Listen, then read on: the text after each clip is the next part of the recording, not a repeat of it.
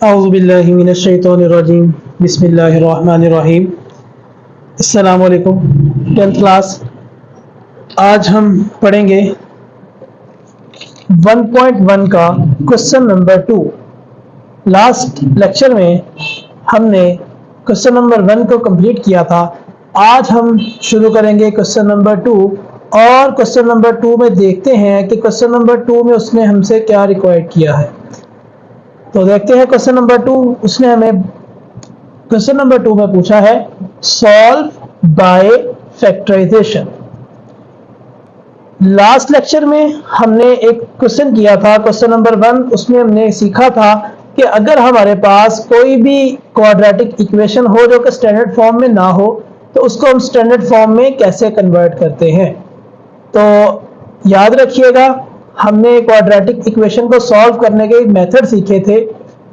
तो उनमें 3 मेथड से, जो कि पहला मेथड है उसका नाम है फैक्टराइजेशन, दूसरा मेथड का हमने नाम पढ़ा था कंप्लीटिंग स्क्वायर, और तीसरा मेथड था बाय क्वाड्रेटिक फॉर्मूला।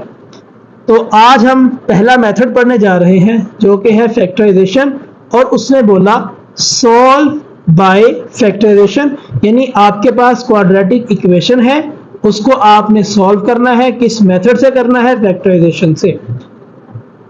शुरू करने से पहले एक बात मैं आप लोगों को बता दूं, अगर वो हमें खुद बोल दे कि इस मेथड से करना है तो आपने उसी मेथड से क्वाड्रेटिक इक्वेशन को सॉल्व करना होगा। अगर वो आपसे कोई भी मेथड ना, किसी मेथड के बारे में ना बताए, आपसे सिर्फ ये बोल दे कि सॉल्व करें, तो आप तीनों में से जो मर्जी मेथड यूज कर सकते हैं और तीनों मेथड से क्वाड्रेटिक इक्वेशन का आंसर सेम ही आता है। तो चलते हैं 1.1 क्वेश्चन नंबर 2 पे।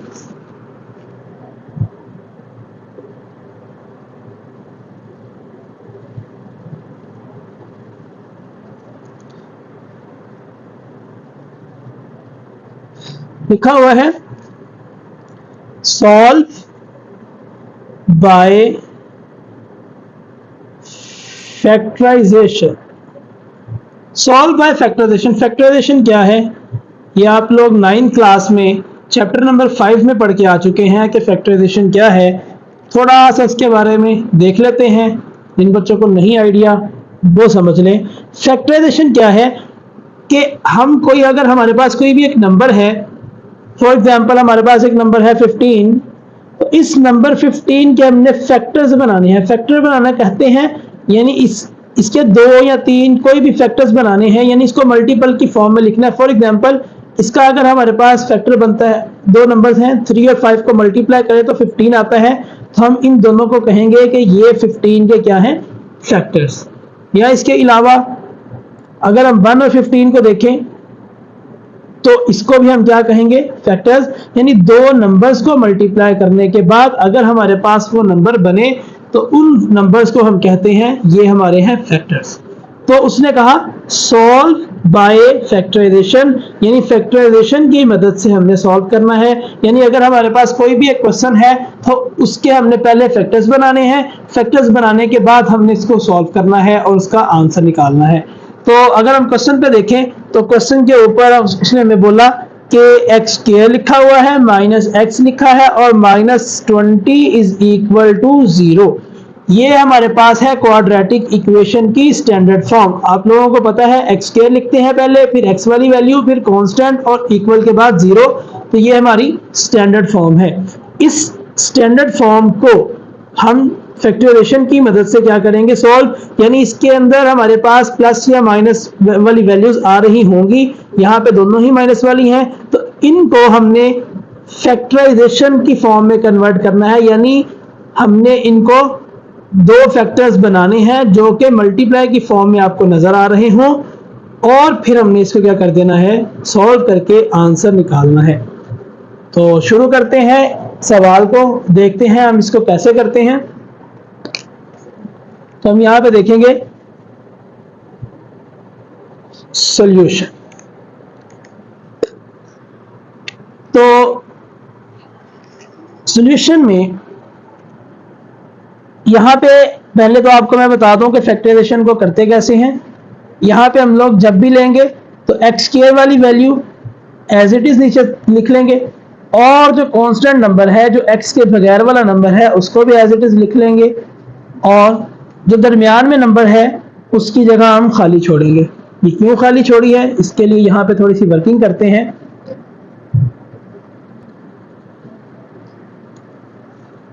अब देखें यहाँ पे जो भी नंबर हमने नीचे लिखे, एक एक्स स्क्वायर वाला और एक कांस्टेंट, इन दोनों नंबर्स को हमने मल्टीप्लाई करके लिख लेने -20, यानी यहाँ पे ये 20 है और एक्स स्क्वायर के साथ जो भी कोफिशिएंट है उसके साथ 20 को मल्टीप्लाई करेंगे तो हमारे पास आ जाएगा 20 ही, क्योंकि यहाँ पे एक्स स्क्वायर का कोफिशिएंट क्या है 1, तो -20 आ जाएगा और साथ में एक्स स्क्वायर भी लिख देंगे।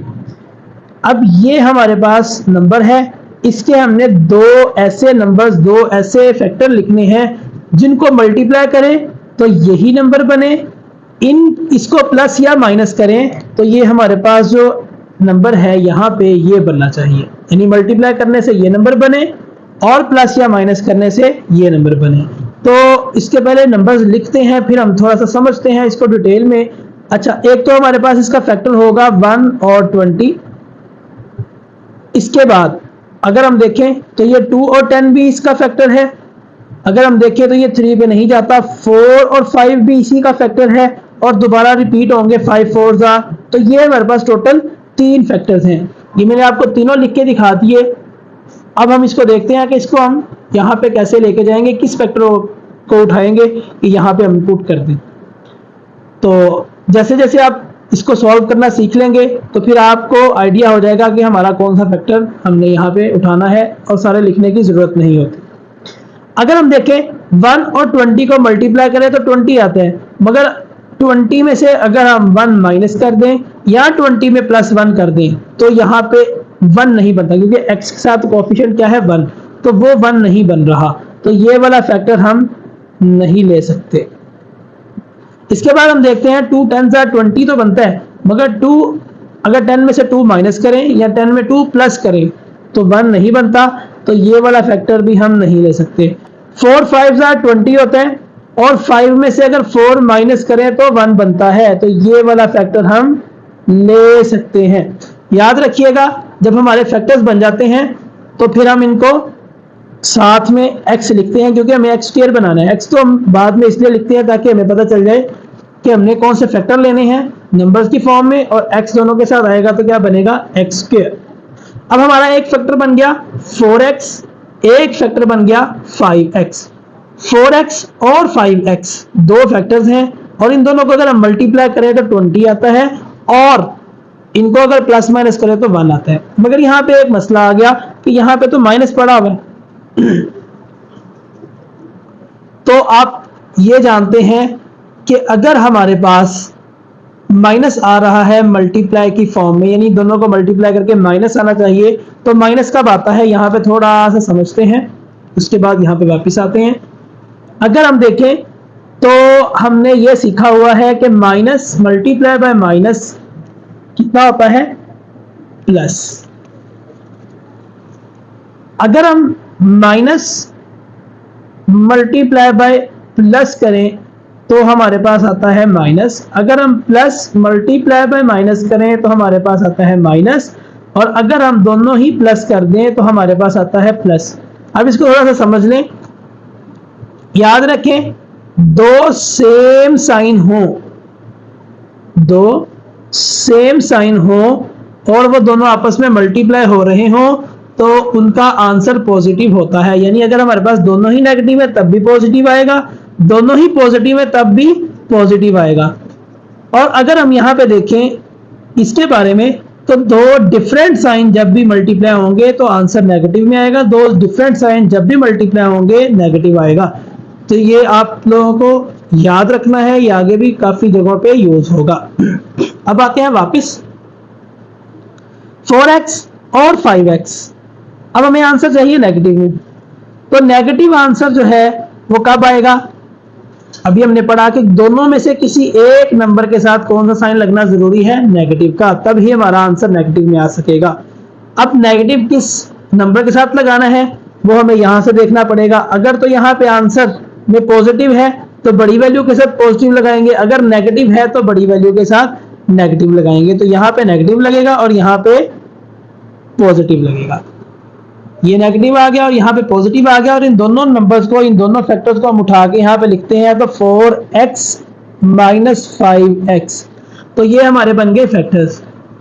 इससे आगे चलते हैं तो हमने सीखा हुआ है 9th में भी कि अगर हमारे पास चार वैल्यूज आए और दो दो का पेयर बना के हम उनमें से क्या कर सकते हैं, कॉमन वैल्यू निकाल सकते हैं। तो अगर हम पहले दो नंबर्स को देखेंगे तो इनमें से x कॉमन आता है, यहाँ पे x स्क्वायर है, यहाँ पे x है, दोनों में से जो छोटी वैल्यू होती है सेम होनी चाहिए, वो हम बाहर निकाल लेते हैं। और यहाँ पे अगर x बाहर निकल गया तो यहाँ पे रिमेनिंग x रह जाएगा, ये x बाहर जा चुका, यहाँ पे रह जाएगा 4।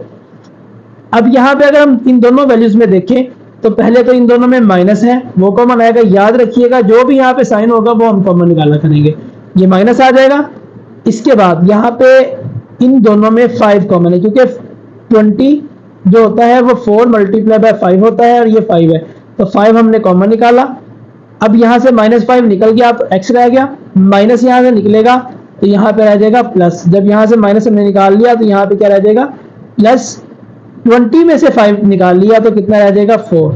और याद रखिएगा जब आप लोग फैक्टराइजेशन कर रहे हो, जब आपके फैक्टर्स बन रहे हो तो ब्रैकेट वाली वैल्यू सेम है अगर, तो इसका मतलब है आपने फैक्टराइजेशन ठीक की है। अब हम क्या करते हैं, ब्रैकेट वाली वैल्यू जो है दोनों में वो कॉमन निकालते हैं, यानी दोनों में से ब्रैकेट वाली वैल्यू एक दफा लिख लेंगे और जो रिमेनिंग वैल्यू रहेगी, रिमेनिंग क्या रहेगी x, और यहाँ पे क्या रहेगा -5, ये हम लिख लेंगे यहाँ पे। अब ये हमारे बन गए फैक्टर्स। उसने हमें कहा था सॉल्व बाय फैक्टराइजेशन, यानी फैक्टराइजेशन की मदद से सॉल्व करना है। तो फैक्टराइजेशन तो हमने कर ली, अब हमने सॉल्व करना है। क्यों सॉल्व करना है? ताकि हम x की वैल्यू फाइंड कर सकें। तो हम लिखेंगे x + 4 = 0 और x - 5 = 0। दोनों फैक्टर्स को हम बारी बारी 0 के बराबर करेंगे और यहाँ पे x की वैल्यू अगर हमें चाहिए तो ये पॉजिटिव है, इधर जाएगा तो -4 हो जाएगा। यहाँ पे x की वैल्यू नेगेटिव है, x के साथ -5 पड़ा हुआ है, और हम x की वैल्यू फाइंड करने के लिए -5 को उधर ले जाएंगे तो हमारे पास बन जाएगा +5। तो ये हमारे पास दो वैल्यूज आ गई। और याद रखिएगा जब भी हम x की वैल्यूज फाइंड कर रहे होते हैं तो इनको सॉल्यूशन सेट की फॉर्म में लिखते हैं। तो हमारे पास दो वैल्यूज आई, एक आई -4 और एक आई +5। हम इनको इस तरह सॉल्यूशन सेट की फॉर्म में लिख देंगे। अगर आप सॉल्यूशन सेट की फॉर्म में नहीं लिखते तो आपको पूरे नंबर नहीं मिलेंगे, नंबर कट जाएंगे।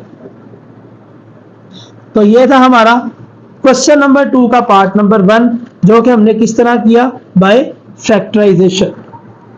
अब हम थोड़ा सा आगे चलते हैं, क्वेश्चन नंबर 2 पे चलते हैं। तो देखते हैं कि क्वेश्चन नंबर 2 के पार्ट नंबर 2 पे चलते हैं। तो पार्ट नंबर 2 में देखते हैं उसमें हमें क्या सवाल दिया है और हमने इसको कैसे सॉल्व करना है। तो ये था हमारा क्वेश्चन जो उसने हमें दिया, पार्ट 2। अब अगर यहाँ पे थोड़ा सा नोट करें तो हमारे पास ये वैल्यू दी हुई है, इक्वेशन दी हुई है, मगर ये इक्वेशन स्टैंडर्ड फॉर्म में नहीं है।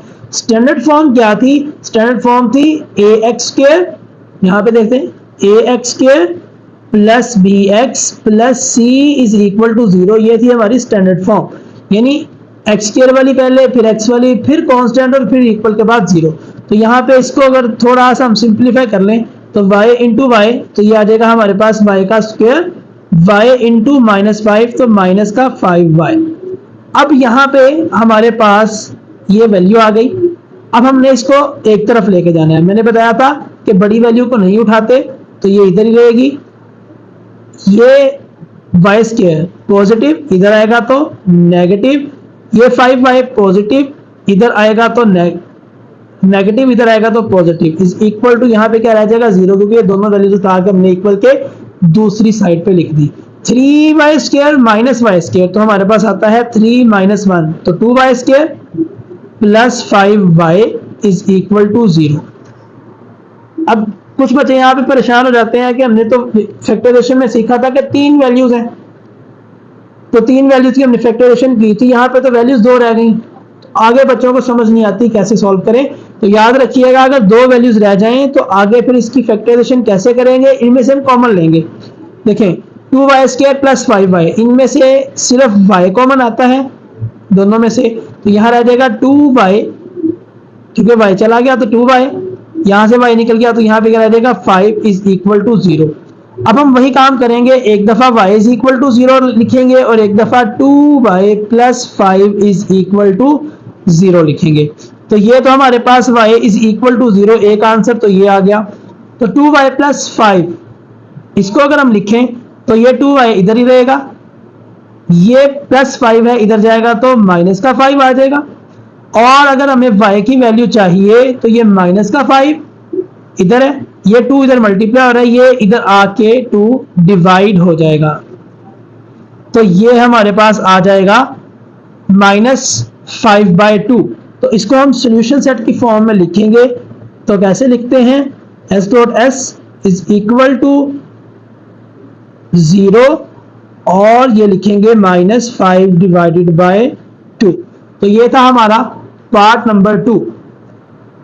नेक्स्ट पार्ट पे चलते हैं, देखते हैं कि नेक्स्ट पार्ट में उसने हमें क्या पूछा।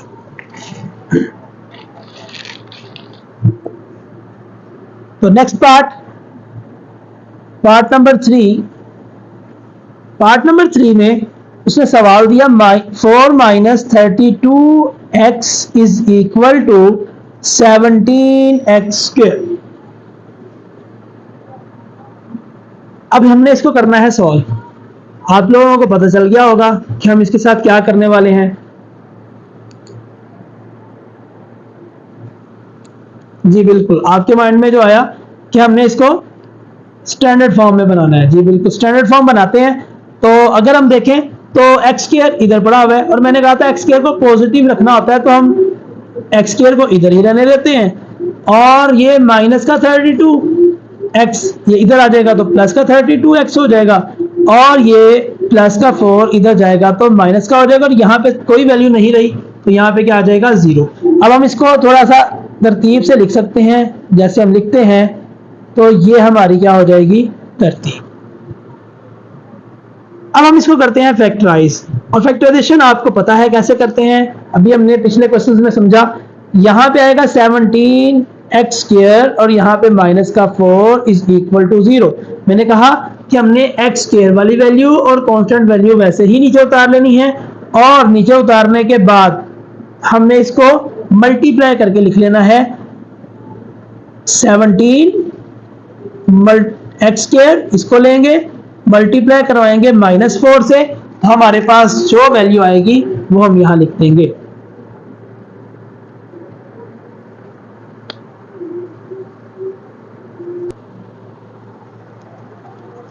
इसका आंसर आता है -68x²।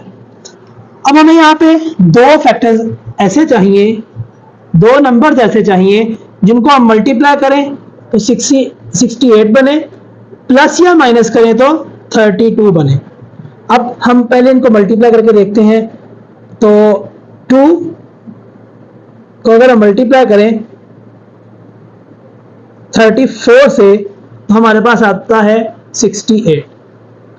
अब अगर हम इसको देखें तो 34 में से 2 माइनस कर दे तो 32 बनता है। इसका मतलब है ये फैक्टर हम ले सकते हैं, यहां भी x लगा देंगे और यहां भी x लगा देंगे।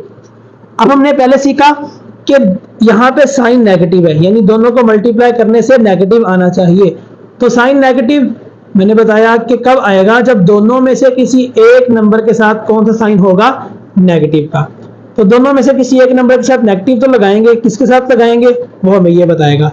बड़ी वैल्यू के साथ पॉजिटिव आएगा, जो मैंने कहा था यहाँ पे साइन होगा वो बड़ी वैल्यू के साथ आएगा, तो बड़ी के साथ पॉजिटिव, दूसरी के साथ नेगेटिव। तो यही फैक्टर्स हम उठाएंगे, -2x प्लस 34x। नहीं जी, इससे आगे चलते हैं। अब हम फर्स्ट वाले 2 नंबर्स में से कॉमन लेंगे, तो हमारे पास अगर देखें तो 17 और 2 में से कॉमन, नंबर्स में से कॉमन नहीं आता, कोएफिशिएंट कोई कॉमन नहीं आता, सिर्फ और सिर्फ x कॉमन आता है। तो यहाँ पे रह जाएगा 17x माइनस, यहां से अगर हम देखें तो 2 निकल चुका है, तो यहां पे रह जाएगा x निकल चुका है, तो यहां पे रह जाएगा 2 प्लस इन दो नंबर्स में से 4 कॉमन नहीं आता, सिर्फ क्या कॉमन आता है 2। तो अगर हम यहाँ पे 2 लिख देंगे, क्योंकि मैंने कहा यहाँ पे जो भी साइन होगा वो यहाँ पे कॉमन निकालेंगे और 2 यहाँ पे हम लिखेंगे कॉमन। तो 2 अगर यहाँ से निकल चुका तो 34 में से 2 निकल गया तो 17 रह गया और साथ में x रह जाएगा। और यहाँ पे सिर्फ पॉजिटिव नंबर प्लस कॉमन लिया हमने, तो यहाँ पे नेगेटिव ही रहेगा, साइन चेंज नहीं होगा। अगर यहाँ पे नेगेटिव होता तो साइन चेंज होता। नेगेटिव हमने यहाँ पे लिख दिया और यहाँ से 2 निकल चुका है तो यहाँ पे 2 रह जाएगा, इज इक्वल टू 0। अब हमने कहा था कि हमने अगर फैक्टराइजेशन सही किया तो हमारी ये ब्रैकेट वाली वैल्यूज क्या आएंगी, सेम आएंगी और इनको हम लिख देंगे और x प्लस 2 भी आ जाएगा, इज इक्वल टू 0। अब एक दफा हम इसको 0 रखेंगे और एक दफा सेकंड वाले फैक्टर को 0 रखेंगे। अब हम इसको सॉल्व करते हैं तो 17x ये माइनस का 2 दूसरी साइड पे जाएगा तो प्लस का 2 हो जाएगा और अगर हमें x चाहिए तो 2 डिवाइडेड बाय 17 हमारे पास क्या आ जाएगा, एक आंसर x का। और यहां पे अगर हम देखें तो x प्लस 2 है, यहां से इधर जाएगा प्लस 2 तो इधर जाके क्या हो जाएगा नेगेटिव 2। हम सॉल्यूशन सेट में क्या लिखेंगे, सॉल्यूशन सेट में लिखेंगे 2/17 और -2। तो ये हमारा क्वेश्चन नंबर 2 का पार्ट 3। ये वर्किंग है, आप लोग रफ में जाके कर सकते हैं। ये आपको समझाने के लिए साथ साथ मैं आपको वर्किंग करके दिखा रहा हूं ताकि आप लोगों को आइडिया हो जाए कि सवाल को सॉल्व कैसे करते हैं। नेक्स्ट पार्ट नंबर 4 पे चलते हैं और पार्ट नंबर 4 में है x square minus 11x is equal to 152। तो सॉल्व करने से पहले देखेंगे कि क्या ये स्टैंडर्ड फॉर्म में है या नहीं। तो हमने देखा कि ये स्टैंडर्ड फॉर्म में नहीं है, तो पहले हम इसकी स्टैंडर्ड फॉर्म बनाएंगे, जो कि कैसे बनाते हैं, सारी वैल्यूज एक तरफ करने से। तो यहाँ पे हमने इसकी स्टैंडर्ड फॉर्म बना ली। अब दूसरा काम क्या था, हमने सीखा था कि x स्क्वायर भी एज इट इज नीचे उतार लेंगे और 152 भी एज इट इज नीचे उतारेंगे, ये कांस्टेंट नंबर और ये x स्क्वायर वाला, और इन दोनों नंबर्स को हम यहाँ पे मल्टीप्लाई करके लिख देंगे तो ये आ जाएगा 152x स्क्वायर। अब इसके हमने दो ऐसे फैक्टर्स बनाने हैं कि प्लस माइनस करने से ये नंबर आए और मल्टीप्लाई करने से यही नंबर बने।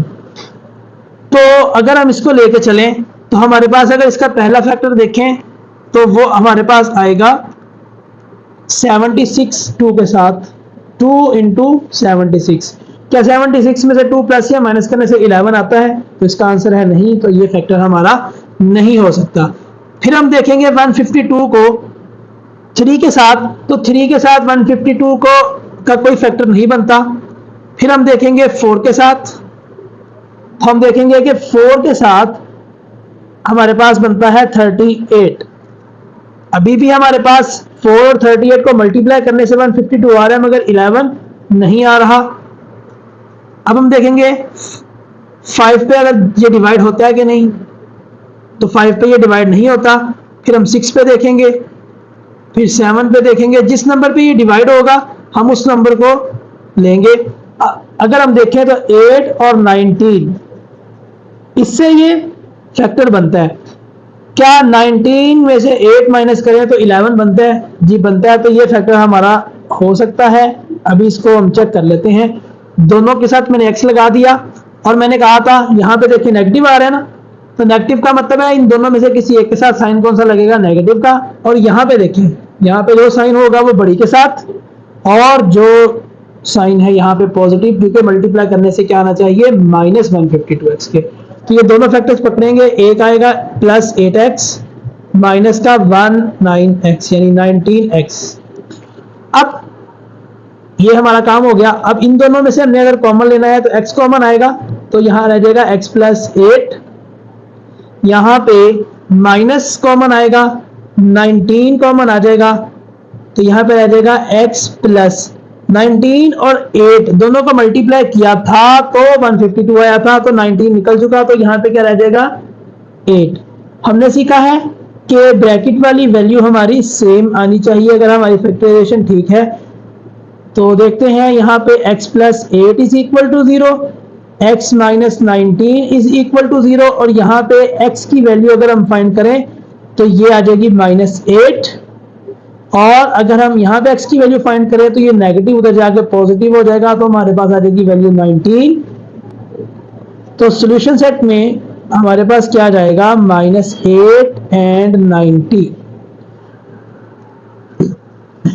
ये था हमारा पार्ट नंबर 4। अब हम चलते हैं पार्ट नंबर 5 की तरफ। तो पार्ट नंबर 5 में देखते हैं कि क्या है सवाल।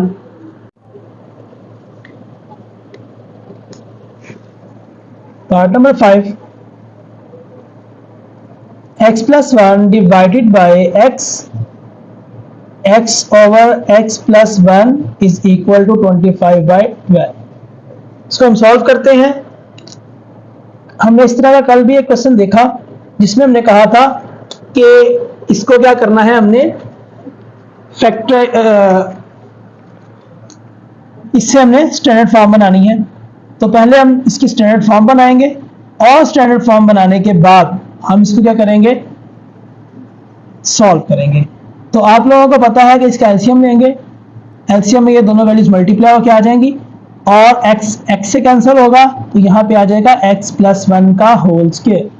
ये x plus 1 सेम, ये भी कैंसिल, तो x यहाँ पे बचेगा और ऊपर जाकर मल्टीप्लाई होगा तो आ जाएगा x का स्क्वायर, और यहाँ पे ये एज इट इज। अब अगर हम यहाँ पे स्क्वायर ओपन करें तो यहाँ पे आ जाएगा a का स्क्वायर प्लस b का square plus 2 into a into b। ये हमारे पास एक फॉर्मूला है a प्लस b का होल स्क्वायर वाला, और यहाँ पे आ जाएगा x into x x square और x इंटू 1 x। ये 25/12। यहाँ पे अगर हम देखें तो हमने एक फॉर्मूला लगाया, कौन सा फॉर्मूला था, a प्लस बी का होल स्क्वायर जो कि बराबर होता है a square plus B square plus 2ab। तो यहाँ पे देखते हैं x का स्क्वायर आ जाएगा, प्लस 1 का स्क्वायर 1 ही होता है, 2 यहाँ पे 2 1 2x आ जाएगा, और यहाँ पे साथ में आ जाएगा x का square divided by x square plus x is equal to 25/12। अब हम सॉल्व करते हैं x स्क्वायर और x स्क्वायर, तो ये मिला के हमारे पास 1 ये है, 1 ये 2 हो जाएगा, ये 2x और ये 1, इसको मैंने अरेंज कर लिया, x स्क्वायर प्लस x और ये 25/12। हमने पढ़ा हुआ है कि अगर फैक्टराइजेशन, अगर हमारे पास दो वैल्यूज हों, दरमियान में हमारे पास इक्वलिटी का साइन हो और दोनों वैल्यूज फ्रैक्शन वाली हो, तो हम क्या करते हैं, क्रॉस मल्टीप्लिकेशन। तो हम लिखेंगे by cross multiplication. Cross multiplication, तो क्रॉस मल्टीप्लिकेशन में क्या करेंगे, ये 12 इधर मल्टीप्लाई हो जाएगा और ये 25 इसके साथ मल्टीप्लाई हो जाएगा। यहां पे मल्टीप्लाई करते हैं तो 12 into 2 24x square plus 12 into 2 24x plus 12, यहाँ पे रहेगा 25x स्क्वायर प्लस 25x। हमने सीखा था कि हमारे पास अगर वैल्यूज इस तरह लिखी हो कि बड़ी वैल्यू पॉजिटिव है तो बड़ी वैल्यू को नहीं उठाते, तो यहाँ पे हम फिर लिख देंगे 25x square plus 25 as it is, और यहाँ पे ये तीनों वैल्यूज हम उठा के इक्वल के दूसरी साइड पे ले जाएंगे। तो यहाँ से अगर हम उठाएं तो -24x स्क्वायर हो जाएगा, प्लस का 24x इधर जाके माइनस का 24x आ जाएगा, और यहाँ पे माइनस का 12 आ जाएगा, और यहाँ पे रह जाएगा 0। अब अगर इसको सॉल्व करें तो 0 is equal to 25x square minus 24x square, तो यानी x स्क्वायर बनेगा, 25 में से 24 माइनस कर दिए, 25 में से 24 निकाल दें तो हमारे पास आ जाएगा प्लस का x और ये माइनस का 12 एज इट इज, और इसको हम ऐसे भी लिख सकते हैं। अब इसकी हम करेंगे फैक्टराइजेशन। तो हमने सीखा हुआ है कि x स्क्वायर को भी नीचे लिख लेना है, 12 को भी नीचे लिख लेना है, और यहाँ पे आ जाएगा -12x स्क्वायर। दो फैक्टर्स बनाने हैं तो हम देखते हैं, एक होता है 2 6, तो 2 6 12 तो होता है मगर से 1 नहीं बनता।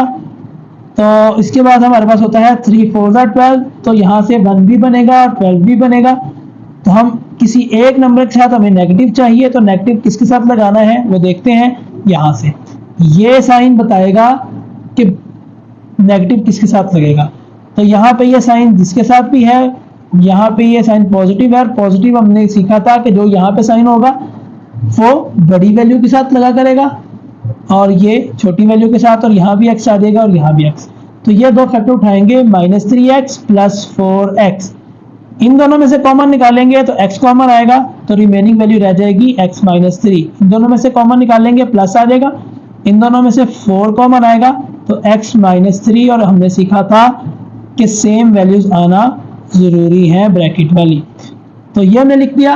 अब हम इसको एक दफा इसको 0 रखते हैं और एक दफा x प्लस 4 को 0 रखते हैं, तो x की वैल्यू यहाँ पे नेगेटिव, यहाँ पे x के साथ पड़ा हुआ इधर जाएगा तो पॉजिटिव हो जाएगा, यहाँ पे x के साथ पॉजिटिव है इधर जाएगा तो नेगेटिव हो जाएगा। तो सॉल्यूशन सेट में हमारे पास जाएगा 3 and -4। तो ये था हमारा क्वेश्चन नंबर 2 का पार्ट नंबर 5। पार्ट नंबर 6 पे चलते हैं और ये क्वेश्चन नंबर 2 का लास्ट पार्ट है।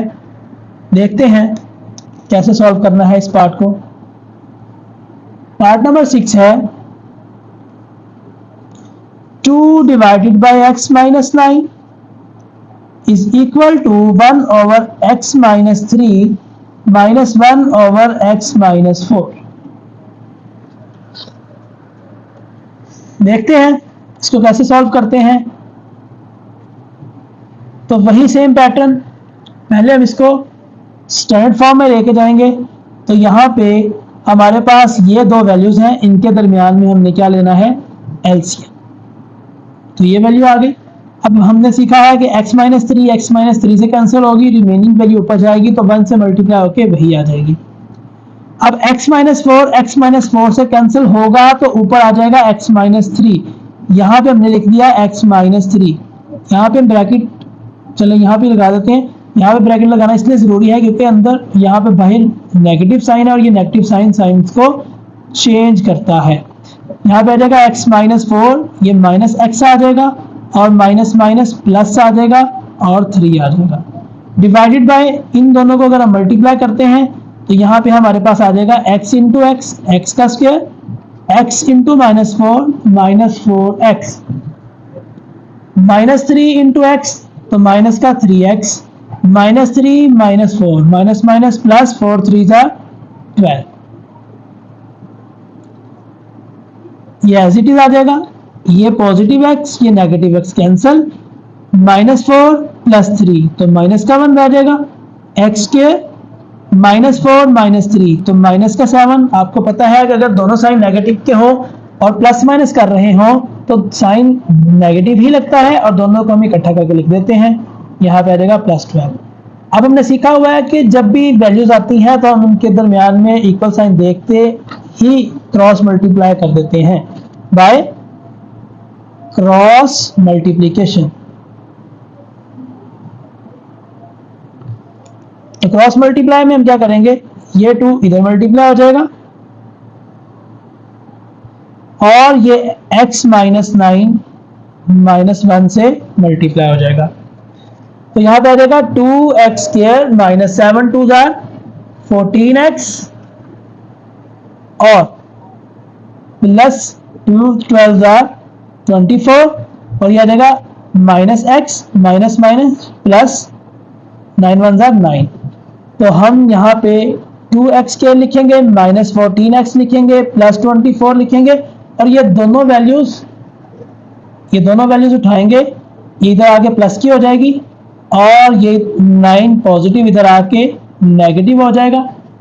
अब 2x के और प्लस x के तो आ जाएगा हमारे पास 3x के -14x, सॉरी यहाँ पे ये 2x स्क्वायर ही है तो यहाँ पे हम इसको 2x स्क्वायर ही रखेंगे। ये -14 और प्लस x है तो -14 में से एक x निकाल दें तो माइनस का 13x रह जाएगा और 24 में से अगर हम -9 करें तो हमारे पास आता है 15 प्लस का 15, ये हमारे पास बन गया 2x square -13x plus 15 is equal to 0। ये है क्वाड्रेटिक इक्वेशन। अब हमने सीखा हुआ है कि क्वाड्रेटिक इक्वेशन को हम फैक्टराइजेशन से सॉल्व कैसे करते हैं। हमने सीखा है यहाँ पे x स्क्वायर वाली वैल्यू और कांस्टेंट नंबर हम लिख लेंगे और इन दोनों नंबर्स को हम मल्टीप्लाई भी कर लेंगे।